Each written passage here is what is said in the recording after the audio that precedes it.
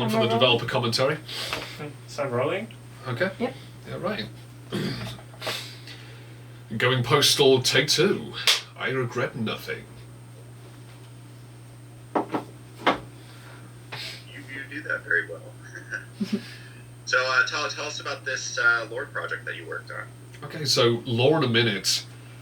That was a pretty interesting one because one time when I interviewed a YouTuber called Larry Bundy Jr., he's a chappie who does fact hunts and he's a video game historian. So when I got him on board for a little quiz on the Cyber Den on my radio show, and I spoke to him and he said, we were just talking about things like, hey, do you have any contacts, like voice contacts, that I could probably get in contact with? So it was very cheeky of me to ask, but Larry's a very great guy. He was very generous and helped me with this, and he said, okay, I'll give you this email for a project called Lore in a Minute. And I heard about them before. Basically just 1 minute of animations and basically just very quick narrations about the plot, etc. So it had a few kind of famous YouTubers on there, like there was Dodger, who was friends with the late Total Biscuit. There was also an abridger called Octopimp, who he's done some voice stuff in there as well. So I got on board, and again, 1 minute narrations, did it for free, and it was like, yeah, this is fun. It's like, some of the video got like maybe 100,000, 200,000 views if I was lucky, which I was very, very kind of wowed about. The funny thing was, anytime I'd do that, like the first time or the second time I would do it, like one was about, I think the first was The Secret of Monkey Island lore. Then I did one about Splatoon, one of my favourite series, and Quake, etc. And for a while I had a few people actually dropping in the comments when they first heard me, and they thought, is this Total Biscuit? I was like, hey, that's Total Biscuit. Is it? This is Total Biscuit. Then I've had people saying, hang on, is that kind of Carious? Is that Markiplier? And people just kind of scratching their heads going, who the hell's this guy? He sounds familiar, but I've never quite heard of this Jake the Voice Parr guy before. So that was kind of like my foot into that. Later down the line, it turned out that Disney bought out Maker Studios, who creates Lore in a Minute, because Disney being a gigantic monopoly and just kind of taking everything as their own. And what they did eventually down the line was they bought him out, and I got an email, and they said, Jake, we're going to start paying you for each video. And I was like, must be a scam. I know what's going on. This guy's scamming me. It's a prank. And I was like, oh, sure. What are you paying everyone else then, huh? And they responded with, well, we're not going to tell you that. We're contracted not to be able to do that. So I kind of realised, I responded with, yeah, sorry about that. I'll gladly accept payment. I thought this was a prank. But no, it turned out to be true. It turned out Disney genuinely bought out Maker Studios. So you can imagine my surprise when like these digital checks were coming in, and checks from the post saying, oh, you're getting money from Disney. And it's like, seriously? This is surreal. This is completely surreal. And when I tell people, they say, oh, what movies are you in? It's like, well, I'm not really in the movies, not in a Pixar movie, or it's just YouTube stuff, Which, I mean, like I say, I'm still very grateful and happy I got on board with that, but some people kind of thought that just because I got paid by Disney, that means I'm in their radar. Anything but. I was just a blip in their radar. I was just like, I was just freelance voicing for a company who so happens to be owned by Disney. And even after Disney bought it out, I did that for about a year or two, and eventually, sadly, the well kind of just ran dry. Disney just stopped funding Maker Studios, and they just stopped doing Lore in a Minute in about maybe, I think it was 2018 or so, which it was really sad to me. It's really sad. It was a good way to make some cash, and it was kind of it was a good challenge to be able to like read through a script, trying to bang it out within 1 minute and get all that done without slipping up too much and like editing it together. Because I admit, as a voice actor, I kind of struggle with reading stuff aloud because people wouldn't have guessed, but it is a little bit of a struggle because sometimes I slip over my own words, and then there's also the sound aspects of things. If there's pops and clicks, then I'm a real perfectionist, so I've got to get it bang tidy just right. So, but nevertheless, I mean, that's how I pretty much got on board with Disney and Lord of Minutes. That's awesome. Let's go. I really want to see a Jake the Parr Disney Channel opening. I am Jake Parr. I'm Jake the Voice.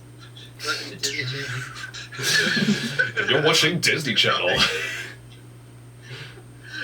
be like the oldest person drawing it.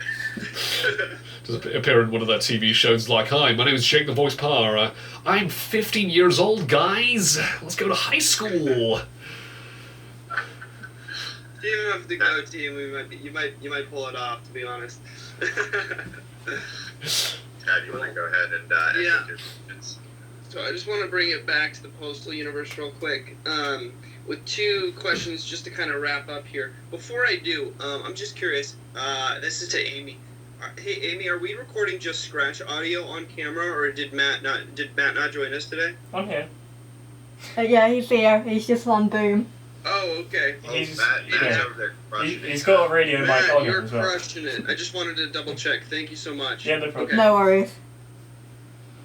Well, now that we're all good, so, Jake, what does the Postal universe mean to you? The Postal universe, what it means to me is, it's a very kind of, it's a very rebellious kind of approach to the world of gaming. The first entry in the series, that was basically the developers trying to do something different, like something totally different, a lot more blunt and upfront.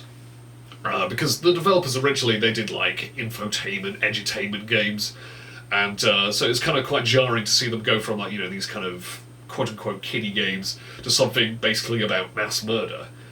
And again, that's what it's really about. The Postal series started off as just like a gritty, kind of serious approach to storytelling and gaming, keeping the lens open, keeping things up to interpretation, which I really enjoyed about the Postal storyline.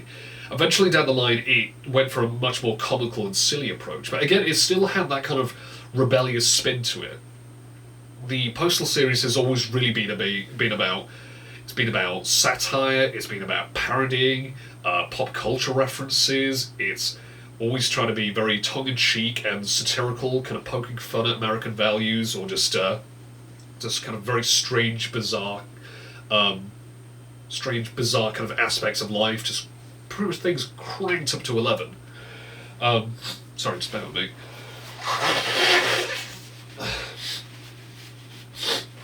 Sorry, you'll have to jump cut that. So anyway, That's okay. so, like I say, cranking things up to 11 with how bizarre and wacky and zany it all is. And I think that's something that people really like about it. It gives people the freedom to kind of just do some of the most horrific and obscene things, like, you know, you can cut a guy's head off with an axe, you can start kicking the bodies around, you can urinate everywhere and cause an absolute mess. And at the same time, the world around you, it doesn't necessarily respond in a realistic way, because sometimes, you know, you go on a complete wacky killing spree or something like that, and then inexplicably people might just start whipping out shotguns and machine guns, maybe they run around, maybe you cause a fire, set fire to a marching band, and then other people will start like jumping and trying to arrest you, and it's pretty much ramping up the wackiness and the nuttiness to such high degree that it's bound to not only kind of just make people kind of really relish and embrace the freedom that you're given with the Postal series, but also it's enough to kind of turn heads and start making people feel very put off by it. It's like it's wanting to shock. It's kind of like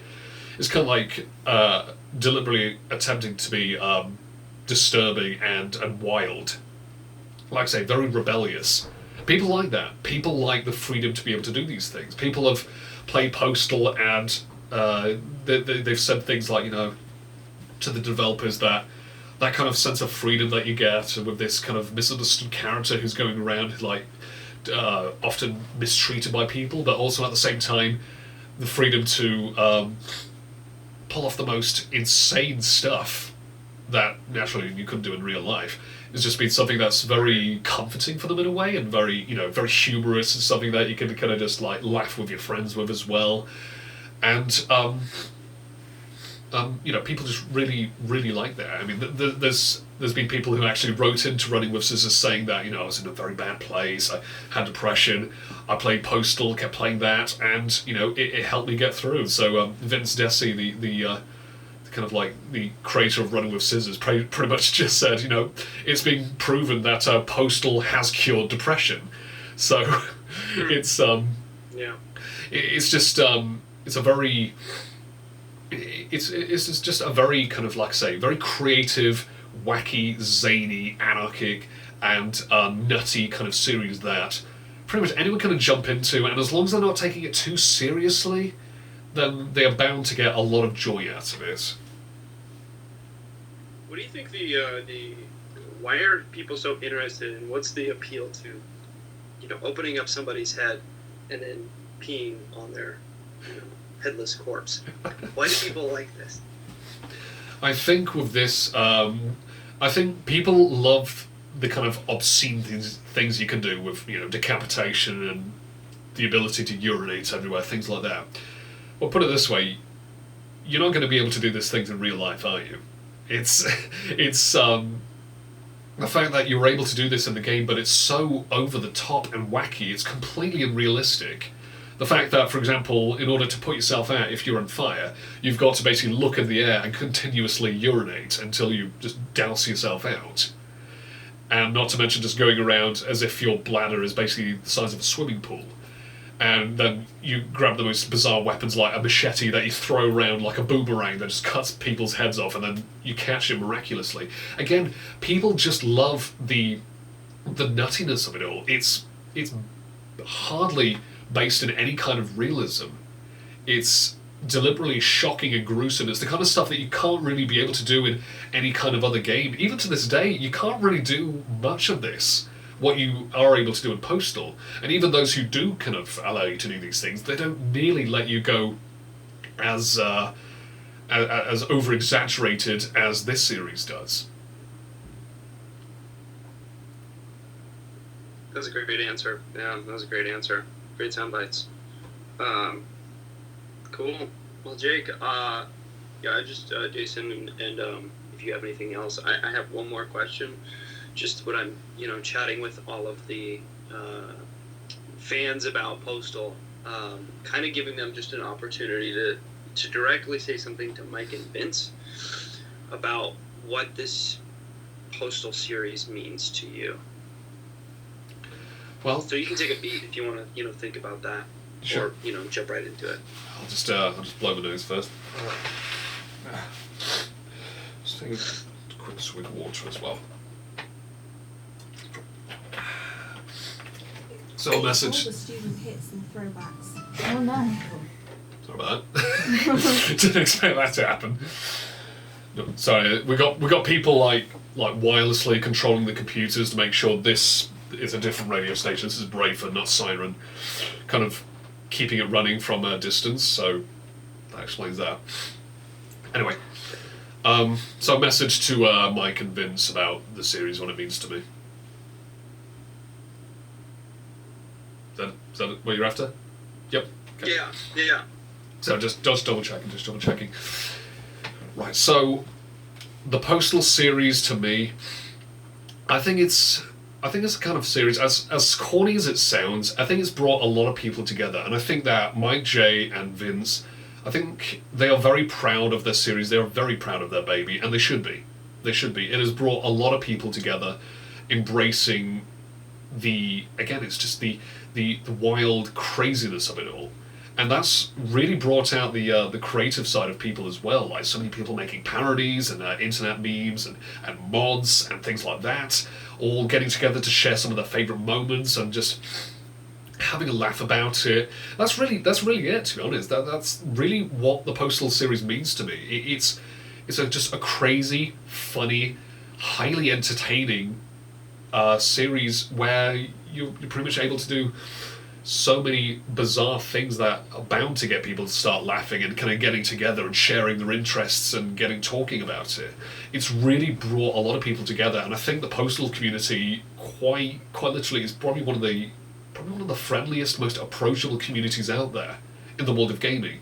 It's void of toxicity based on my personal experiences. A lot of people get along, you know, like I say, very creative, very friendly, very funny as well, and I think that's a really big achievement. I think Mike and Vince should be really, really proud to know that their fans are not only just very approachable and friendly and creative, but also loyal as well. They brought together probably one of the most loyal fan bases, like, for any video game series. If it wasn't for the fans, the Postal series and the Running with Scissors company would not be going on, because so many people loved the first game. They absolutely adored the second game.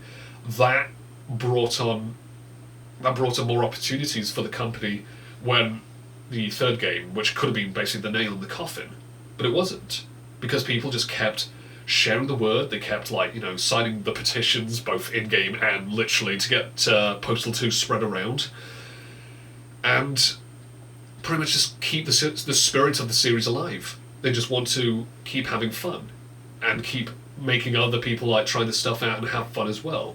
And like I say, I think that's something that Mike and Vince are probably very proud to know about, and I think that's something that a lot of fans, including myself, are very grateful for. So I can easily just say thank you to Mike and to Vince and to all of the Running with Scissors community especially, and all of the developers and the creators. Thank you very much. Thank you very much for keeping the series going and for creating it in the first place, because it is truly one of the most unique, creative game franchises out there, with a completely different approach to, like, for example, PR and handling the fans and reaching out to them. Very, very down to earth, very one-to-one with them and open. That's something that, again, not a lot of companies do that. Not a lot of indies do that. Not a lot of indie companies even last for more than 20 years, but they managed to do it. Or at least more than 15 or 20 years or so. Not a lot of companies could even pull off that feat, but they have. And again, that's part and due to that kind of one-to-oneness, that kind of honesty and openness to the community.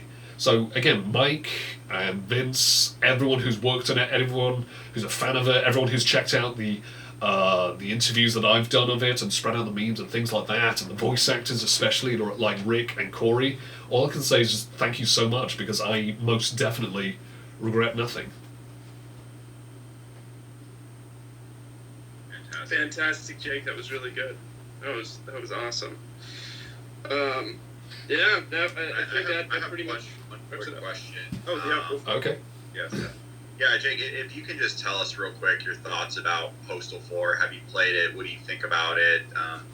A lot of people are calling it sort of like the spiritual successor to Postal 2. So just kind of talk about that a little bit. Yeah, sure. Just And then that'll be the last one. Amy, are we doing good on tape there? Yeah, it's all going well.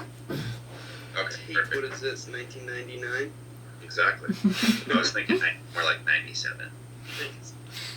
So, my thoughts on Postal 4, I was very taken aback by Postal 4 when I discovered the news that, fourth game came out. It turns out that they wanted to remake Postal 2, but I think they wanted to eventually down the line kind of create their own spins on it, and they released it in a very buggy, janky pre-alpha state, as they call it. Fair enough. It really was because the company basically was on a shoestring budget. They had little to go by. But even when I tried it, when I managed to get a review code for it and was kind of whacking around, I could still see that even in its, like, very early on state, it's not even 5% completed when, at the time when I was playing it, not even 5% completed. There was still something there. It was still playable.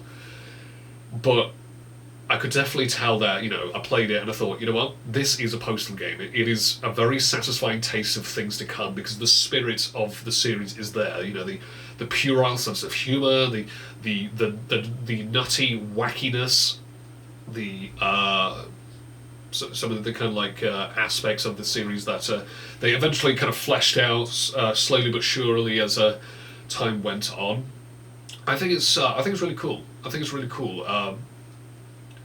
I really like some of the brand new ideas, because that they didn't want to make a pure copy of Postal 2 when they decided, you know what, let's make it a full-on sequel. So the fact that they went and decided to kind of continue to cram more and more cool kind of features with every update and iron it out, and again keep in open contact with the community about it. I think it just makes Postal 4 all the more interesting to kind of muck around in and try out, and then you wait for a bit until the next update or 2 updates down the line, and then all of a sudden you check out all of these other nutty features, like for example boxes of pigeons that you can throw around. You can start spray painting or firing flares up people's backsides, and then you meet YouTubers like Civi11 in the in the health pipe den, stuff like that. I think Postal 4 is just one of those games where it's like, the more updates that are rolled out, the more surprises that it comes with it, the more weird, kind of unusual things that they have on offer. And I think that is always a good sign with me. I think that Postal 4, when it's completed, I think it's probably going to be on par with Postal 2. I think it's probably going to be up there. I don't know if it's going to be as popular, because Postal 2 obviously has been around for much longer, but I think with the kind of the free roam gameplay they're going for, the creative ideas, the silly sense of humour, and all the other new ideas, like, for example, just tripping out and turning into a cat and then start mauling people, stuff like that, those kind of fresh ideas, it is undoubtedly, that spirit of the Postal series is definitely still there. The heart is still beating, and it's still going to keep on going. And that is definitely something I really like and really appreciate about Postal 4. And I strongly recommend anyone who gets their hands on it. I definitely recommend giving it a try, especially if you're a Postal fan. Especially also because shameless plug that at the time you'll hear this documentary, I'll likely be in the game. I'm not going to say who I am due to contract reasons, but I am in Postal 4, likely at the time of this this documentary comes out. So if you do find who I am, if you do find the character I am, give us a shout over Twitter or Discord or Facebook, something like that. Just let me know how you think of my weird performance, because I can safely say that the lines I did for this particular character were very... It was very Postal-esque, let's put it that way, and it was very good fun to do. Awesome, love it. I guess that leads me to one final question. I promise this is the last one. Okay. I want to know your opinion on John St. John being in Postal 4 and the voice of the Postal dude, and what do you think? I think with John St. John as the Postal dude, a lot of people were caught out by surprise by that. I mean, I was one as well. And I think it's just one of those things that you've got to kind of let it simmer. Like, I loved Rick's performance, I loved Corey's performance. I wasn't too hot about John's performance, to be honest. I love John St. John. He's one of my inspirations for voice acting. I mean, the guy's Duke Nukem, and he's done all sorts of awesome games, and a very versatile guy. Again, I wasn't too sure about it, because I could tell that it's kind of like his voice, but like slight, maybe forced twinge. I was like, I don't know. But later down the line, I just kind of grew to really like it. I think it was good that Running with Scissors got him on board, because it gives a lot more variety. There's a lot more variety with the different voices that the Postal dudes now have. And I think, again, with John St. John, it still has that kind of... that kind of memorable twang to his voice when he's doing the Postal dude. And I think he's a lot more expressive with his lines. That's something I kind of picked on later down the line. He's definitely probably one of the most expressive characters of the bunch, because Rick Hunter was quite, chill, laid back usually. With Corey Cruz, quite radio personality kind of sound to him. With John St. John, again, very expressive. It's still in a comical way, and that's what I like about it. That's what I like about his performance. So, again, I recommend to anyone who isn't too sure about it, just give it a bit of time. Just hear him out with some of his bizarre kind of quips and one-liners, and I think you'll probably enjoy it as well. It's funny because later down the line, I actually managed to get in contact with John St. John, who I interviewed for my radio show many years ago, and I asked him, and I said, look, I want to create a promo for my radio show for the Cyberden.